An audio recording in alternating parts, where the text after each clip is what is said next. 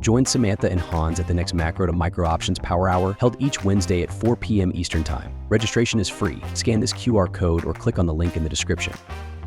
What do you see, Hans? We've seen an easing of fear levels, of course. We've been talking about this for a while, these very large ranges that we've seen that played into part of this almost existential worry that we had down around 5,000, 4,900, which was taken off the table. So we've taken off that sort of no one cares about us large premium to volatility, and it's coming quite a bit. We've seen skew really coming quite a bit lately, which is very interesting. So if you look at some measures if you look at COVID, for example, some of those skew measures stayed pretty bid for a good amount of time, maybe a year and a half into even after things started to rally back. So we've seen that relax very quickly. So almost kind of shades of what we've seen over the last few years, which is very big bounce backs. And August was a huge example of that. This time, not as much, but where people have been talking about how this can't be a V, it's going to be more of a W or some other letter they can pick, maybe an S, or I don't know what it's going to look like. But we are getting a little bit of a V in some areas. So the VIX really coming down. But interestingly, over the last week, we haven't really seen a drop in fixed strike vol. So for folks out there who are like, what the heck does that mean? It just basically means when the market moves around, remember that the market can ride up skew, the market's implied vol skew, which is higher to the downside. So when the market goes down, it rides up those more expensive puts. So it's not really indicative necessarily of people scrambling and buying protection, just be moving down into an area of the options market that just happens to be priced higher. And so that makes the VIX go up, but it's not necessarily going up, just getting to that higher level of VIX. So that's what makes the little nuances. We talked a little bit about that last week with Brent, how there's sort of little nuances and little things that you can identify under the hood. When you see fixed strike, which means those strike actually have higher implied volatilities themselves than they did yesterday, that's when there's durable fear. What we've seen over the last week is that those fixed strikes haven't really come down very much. That's a sign that vol's found a happy level. So probably going into Mag 7 earnings, going in some of the data that we've got later on this week is the reason for that. But volatility's found a happy level. We're getting some big moves still, right? We're seeing some big moves, 1 to 2%. That's still a VIX 30 plus kind of environment. So 25, 24 is starting to get a little bit cheap for the time being. Now, we are also seeing realized volatility come in. So we are not seeing those sort of breakneck moves that we saw a little while ago, a few weeks ago.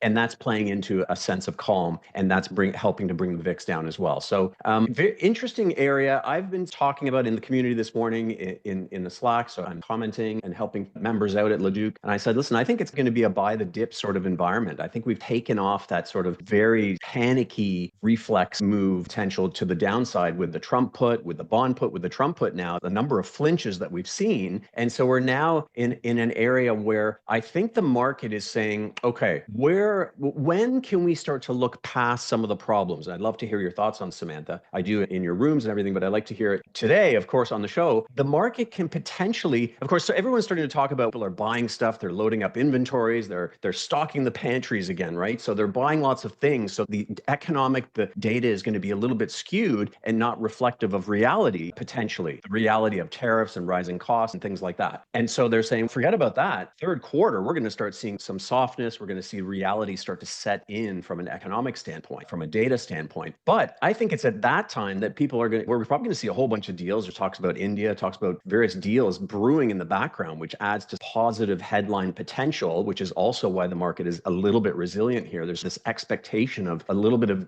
a trickling in of good news over time. And so that's where we're at. Maybe we get to a point where the market starts to look at and say, look, 2025, forget about it. It's a throwaway. Let's look to 2026. Let's look to tax cuts or whatever, an extension of the existing tax plan. Let's look to regulatory benefits. Let's look to AI starting to create productivity advancements in businesses across all areas of the economy. Let's start to look to that. So I wonder how much is going to be considered if the market starting to say some of this is going to be transitory. I love that word, transitory. Jay Powell put that in the lexicon now, transitory. And when the market senses that something's transitory, you can bet that it's going to say not that important anymore. For right now, I think that this is still a bear market rally. And I know that many are excited about all these thrusts. There are three in particular kind of making their way through FinTwit. I'm not really into that particular approach, but it is something that technically gets bulls very excited. I think that all of those key breadth thrusts coincided with policy intervention. So my lens is always policy intervention. What do we have coming in for keeping the market bid? We had a very strong pullback, obviously 21.5% for SPY into that 48.78 SPX, very key level, right, which I had been projecting early and often. So this bounce that really formed on April 9th was policy intervention. It was Trump Bissett talking the bond market into calm, but most after a major rout in yield spikes on the 8th, right? But it was really policy intervention by Trump coming in and saying, hey, wait a minute, we're really just going to delay this for 90 days. So give it a breather. And obviously shorts had to cover. And then slowly it started to percolate higher because the market was basically pricing in a Trump fold. Some are bullish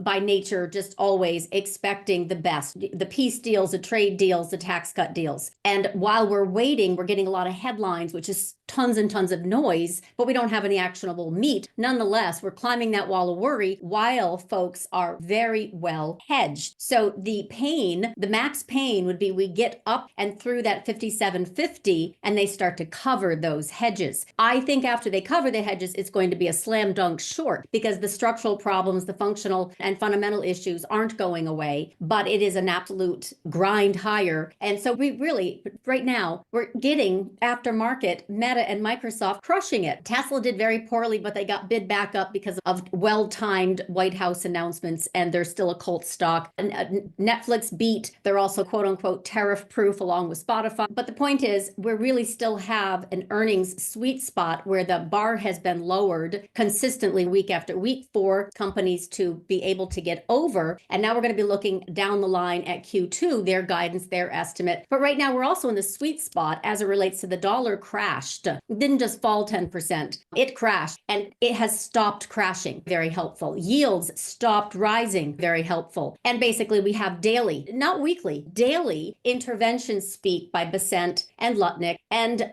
not Musk, he's done, and Trump. So I think this is part and parcel for the timing also of volatility. So I have to show you something because I think this kind of helps a little bit as far as framing why I had some of this bullish bent. But here is, for example, okay, so Monday morning, I updated this bullish bent continues for clients, and this is in my Slack Market Thoughts channel. Lots and lots of reasons, but in a nutshell, I still see this SPX 5633.27. It's a gap fill. We're going there. Now, of course, this morning we had a knee-jerk reaction lower that got bought. But the bigger thing is I still see VIX falling from last week. Once we got back inside a key level, I saw VVIX falling into 93 and VIX falling into 20. So let me just show you what that looks like. Okay, so this is basically a trend line where I came up with 20. It's not rocket science. It's also the 200-day. So once we actually came inside and broke the March high, this is very important. Remember the March high we talked about? We did the webinar right before options expiration and said, and I was like, it did a 2-bar reversal at 29.56. So anyway, I technically will analyze VIX, even though it's a reversion to the mean index and it's not a price per se like a stock. I don't care. It still works. Anyway, once we got above that, it was obviously hot fire flames in April and we got walloped right into that 60 mark. But the point is this has been fading. And once we got back inside 29.56, which was last Wednesday, this was really a tell that this whole realized volatility is going to soften right into expiration. And this is really coming right back down. We had a little bit of a shake right here, which is today, but you can notice on the intraday, since it's the 1 hour, that's the day, and that's the weekly, you can notice that this morning when we popped up here, I said, I don't trust it. It's too much too soon. And it wasn't about the GDP negative print per se, dissecting it to say it's not real. It was about this is too much too soon. I still see the next bout of volatility coming in once we come back down here to 20. So I think that was too much too soon. And literally, I literally said by 10 o'clock, you'll see puts monetize and this will come back in, break 29.60. You can see this 26.93 and come back in. And that will be very market bullish. And then what you've got right now is this, which is, again, looking at VIX and VVIX coming down and giving clients a way to navigate this. You can see what happened today. We were literally, I'm like, this is it. This is where it's going to come down. This This is where it's going to stop and start moving higher. And this is the same thing with SPY. That's Qs, by the way. And the fact that we have not spiking yields, right, and not crashing dollar is also right now correlated to support for equities. Also, gold stopped going up last Wednesday, something we also talked about, and we were talking about it with Brent as well. Anyway, that coming down has also allowed equities to get a breather. So hopefully that is technically sharing, a little bit of how I looked at the bullish bent is still in play, even though we are absolutely susceptible to hard data coming in and interrupting the bullish flows. I still see a short-term bullish mode. Let's get through the mega cap 4 earnings this week, 2 more tomorrow. Let's see how non-farm payrolls it will deliver, but I'm not expecting any big surprises. And we could do this dance into sideways to higher until May expiration. Join Samantha and Hans at the next macro to micro options power hour held each Wednesday at 4 p.m. Eastern Time. Registration is free. Scan this QR code or click on the link in the description. Watch the full options macro to micro power hour episode by clicking on the video here and subscribe to LaDucTrading YouTube channel for more content.